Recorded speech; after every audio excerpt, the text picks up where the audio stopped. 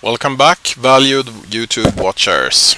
This is Darlanio, and I'm giving you Game 3 between Tarson, Millennium Tarson, and Moon. We have Millennium Tarson, or just Tarson, spawning as the red Terran in the upper right corner of Tal'Darim Altar map, and we have Moon spawning as the blue Zerg in the upper left corner. Since this is Game 3 and this is from Dreamhack Summer Tournament 2011 Group Play, Group E, you realize that the score is 1-1. But did Tarson win Game 1 or did he win Game 2? If you don't know the answer to that question, please watch Game 1 and Game 2 before watching this game. Thank you. Okay, we see Moon doing this extract trick again, giving him an extra drone for a couple of seconds before his overlord comes into play. Good start, but not the standard way to play, since that is more demanding on the player's skill.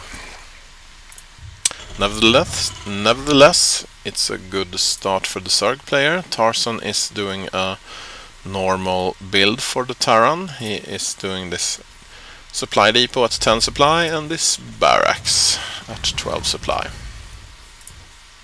13 supply refinery. So it's quite standard, and it will be followed up with an orbital command, and well, you'll see. I haven't seen this game either, so I will also see. Moon is doing a second hatchery, and of course he is producing that spawning pool quite soon. But not yet. He is actually doing a refinery before that spawning pool. He feels quite safe in this position and this build. We see this drone forcing its way into the base of Tarson, where he is getting that orbital command. And I guess the Zerg is now wanting to know if he's going for an early or late second refinery. So far no extra refinery has been placed here. That spawning pool is getting ready here. Without it, the Zerg player won't be able to produce any units. And this drone will of course fall to these marines stalking it.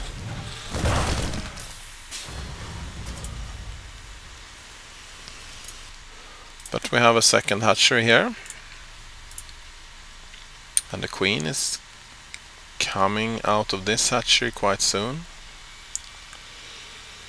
Moon is producing extra drones, of course, increasing his economy. 2 Zerglings here, moving out to scout, I guess. One SV of Tarson is doing the same thing. He is also scouting. Overlord here out to scout as well, using this Salnaga to get more vision than the Zerglings would normally get. See creep tumors here. There goes that SCV for being nosy. And we see spine crawler.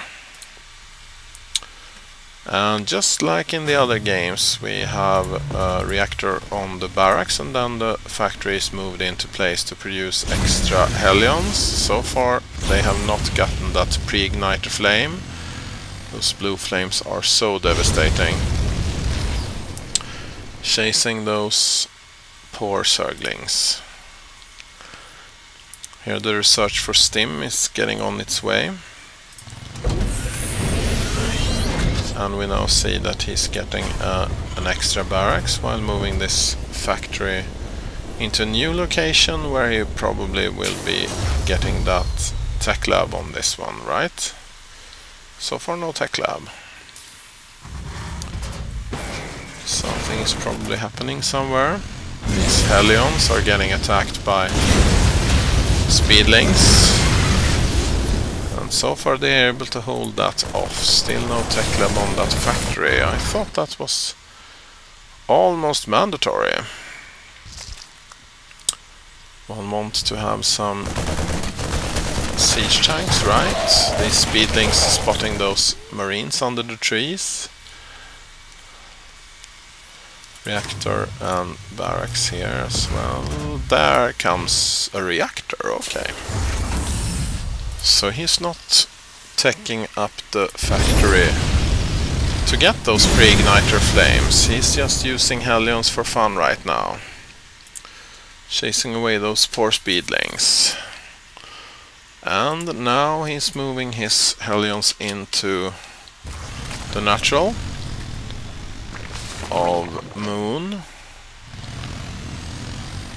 And he sees that spine crawler. Only 3 Hellions. Will he be able to attack past that one? I'm not really sure if that's a good idea. Here we have an evolution chamber.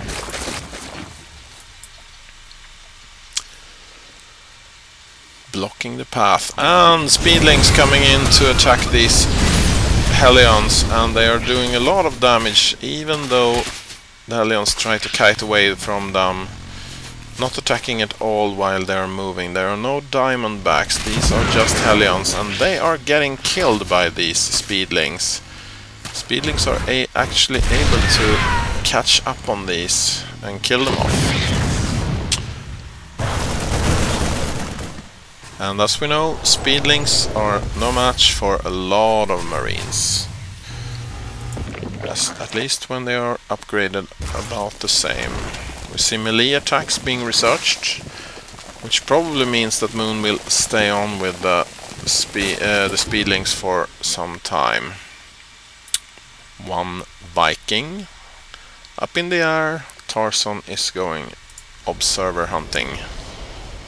And he's spotting one observer right here, starting to attack it. One SV, it sounded like, going down to these speedlings. Moon is supply blocked. That overlord was necessary to keep his troops in order. So that Viking is causing some trouble already.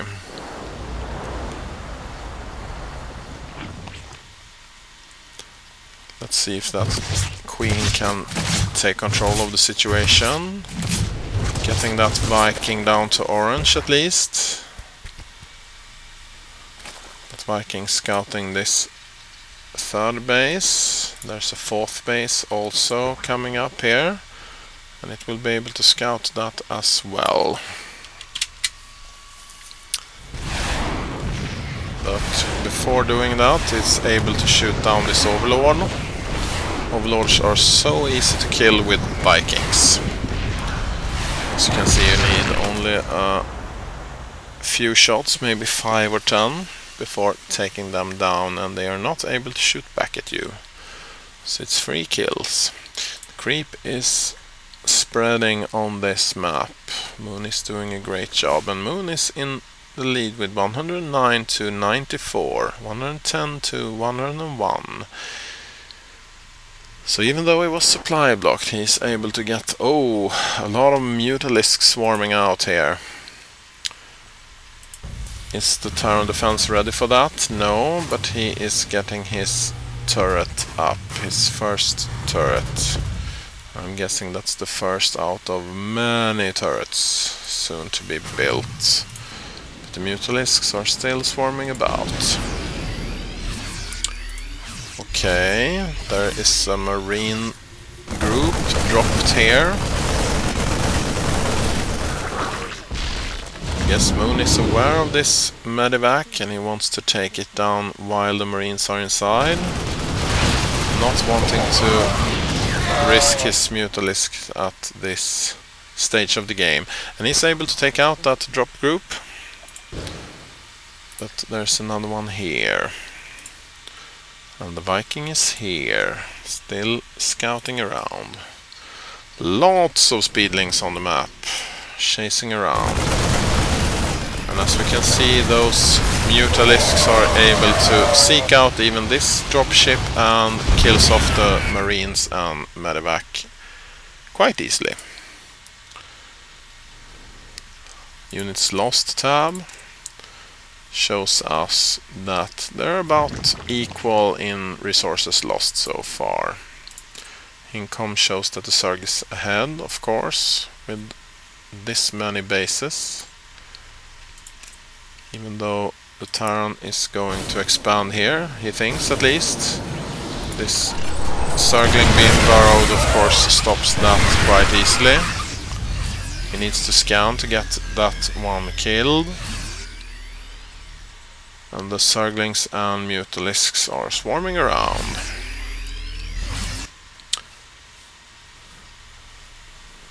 Bringing havoc wherever they go, and this time they're taking down the missile turrets, at least one of them, before flying away. Okay, coming back for a second round, killing off a second missile tower. How many got lost there? Don't know. Sorry for that, but 14 Mutalisks still flying, and here comes 4 more, so 18 now. There's a 5-base Zerg on this map. Will that 3-base Terran player be able to grab hold of the situation? Sorry, it's a 6-base Zerg, a ninja expansion down here in the lower right corner. Tarson, what are you up to? What will you do? Moon goes in with his Mutalisks, killing off lots of SVs and a missile turret before leaving. Those Marines were quick to respond to that distress call from the workers, but not quick enough. Okay, these Mutalisks going into an ambush here. Several of them being destroyed, brought down by the fire of the Marines. Flying a bit too close to that tower. Okay, like I said, we have a 6-base Zerg. Moon is doing quite well with getting his economy up, and he has a large unit mass here in the middle of the board. Those siege tanks are widely spread. Good. That will keep the Zerg busy if he attacks. And it looks like he's about to. Moon is almost at 200 out of 200, so he will of course attack. Trying to do some damage with his troops instead of just waiting for the Terran to move in. That was too many siege tanks. He doesn't want to risk that, so he moves around, going for that second entrance, seeing those Marines, getting away with those Mutas, and flying into that second group of Marines. But there are a lot of Banelings here. And Moon is retreating. Tarson is up at 200 out of 200 as well. So both players are now maxed out. They can't increase their army. Who will attack first? Upgrades. Okay, we have weaponry on vehicles. That's the siege tanks and the Hellions. We have infantry weapons being researched. Flyer attack level 2.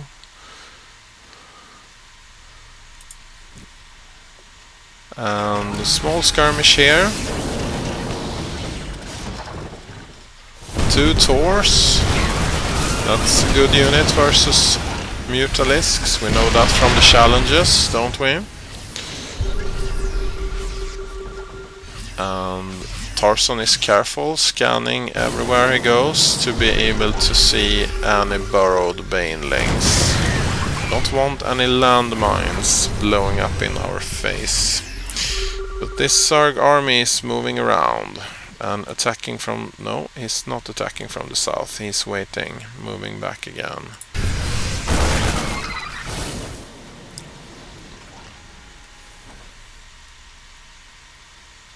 Okay, Terran player sieged up a few tanks. Being ready. Moon is not maxed out right now. He has room for a few more units. Here comes the attack. Good surround and lots of Marines going down to those Banelings. Even more banelings trying to catch up with those stimmed marines. Not able to do so. Retreating into the base of Tarson with his units. Quite a good move. Attacking that base with everything he got. That's maneuvering for you. How to maneuver your units in a way that will surprise your opponent and even some spectators like me. Of course, this is a replay, even though I haven't seen it before, so it's like I'm like a spectator in this case. A few Mutalisks able to survive that large attack wave. So Moon is right now behind. We see Tarson moving in with his 2 Thors, 10 siege tanks and several marines. Almost 40 marines I think it was, but of course the army composition is altered every time units is killed.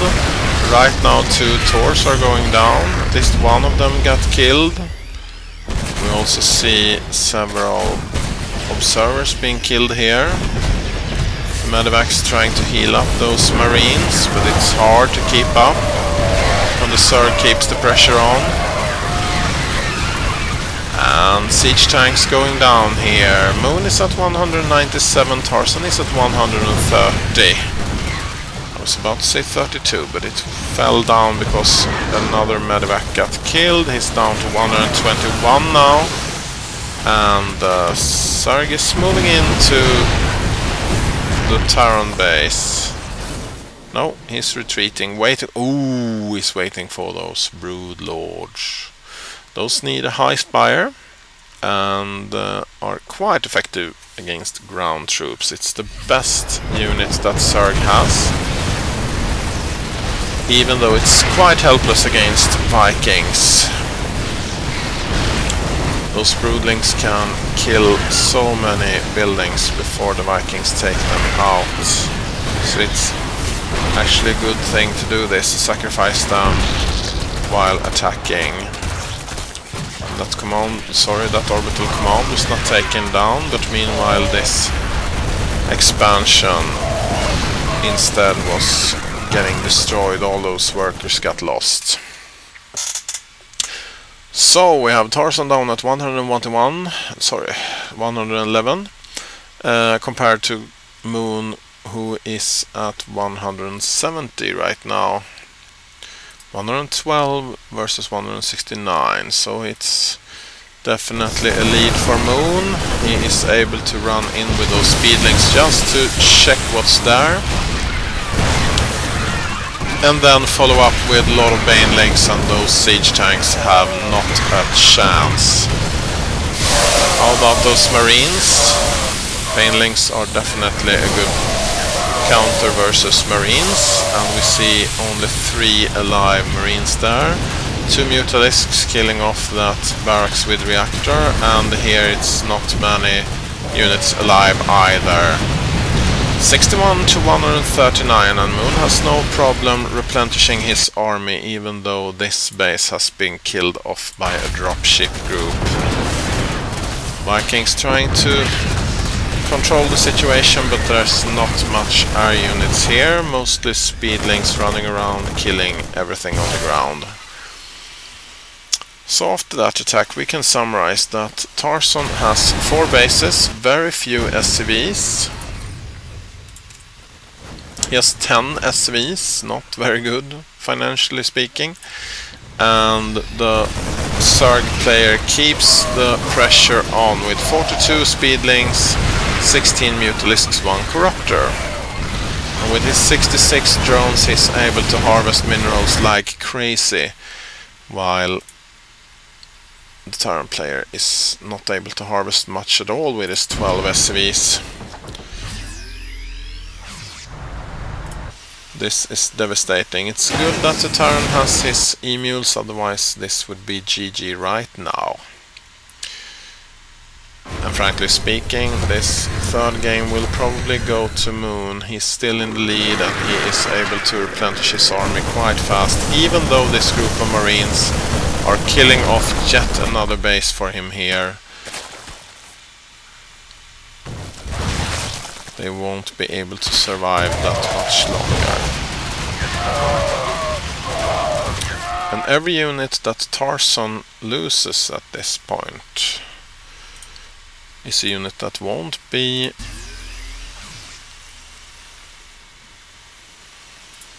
replaced in a short time perspective, because he has very few SCVs still, 19 SCVs, and he needs every mineral he can spare to produce yet more SCVs. Those banelings took out too many SCVs for him, and right now this base is mined out, but he still has a few SCVs here. He should repair this somewhere else, but it's not possible when it's burning like this. He should place that down somewhere else, maybe, but he might want to use that energy when it gets to 50 for yet another E-mule. Tarson is still fighting, and he should have a great thumbs up for that. My thumbs are really great, so I put one up for him. I would have surrendered this a long time ago playing against Moon. Moon is a really good opponent, but being mined out as well on all but one of his bases is this already lost. Moon keeps the pressure on, but he hasn't found this base yet, I guess. Otherwise he would concentrate his fire on that. And that would be GG for sure.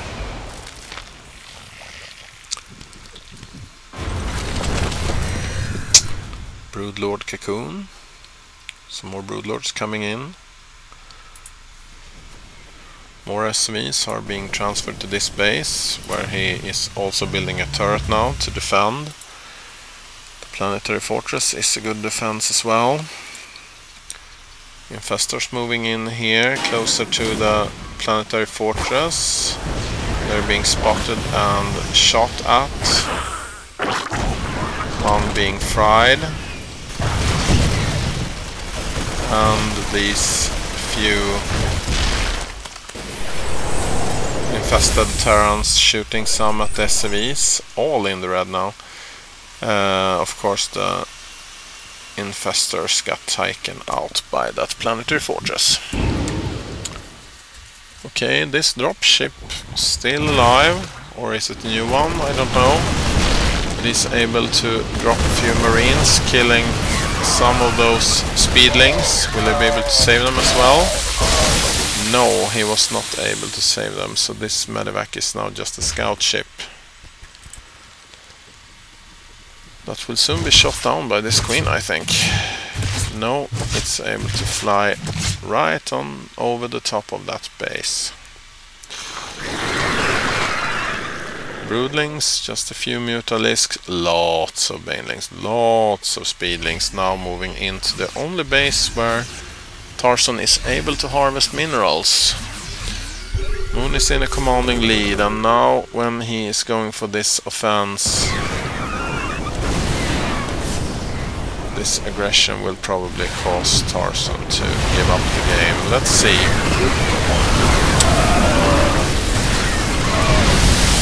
Those fungal growth taking out the Marines. Several SCVs just blown away. Don't know if it was friendly fire from that siege tank, but Tarson's chances of getting more minerals are now depleted. He has no base at all. The Zerg just swarm all over. What will he do? There's a very good key on the keyboard right now, and that's the G key. But he still tries to find some ground and make a last stand with his siege tanks and marines. And he's killing a lot of units, even though his units are being diminished by the brood launch, by the fungal growth, by the mutalisks, and by the speedlings.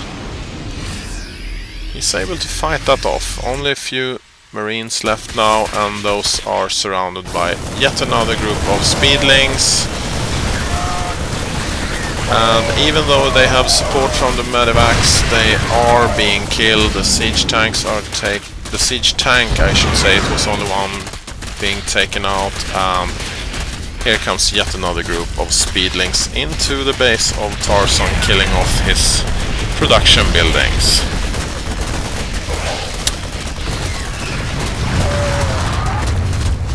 Not much at all remaining. He's still trying to harvest minerals down here. He has his dropship down here trying to do some damage. So he's still fighting. But soon his whole base will have fallen to these speedlings. No barracks left. These factories are going down. He's concentrating his eye vision on this part of the map, but the workers and the speedlings are of course taking him out even here.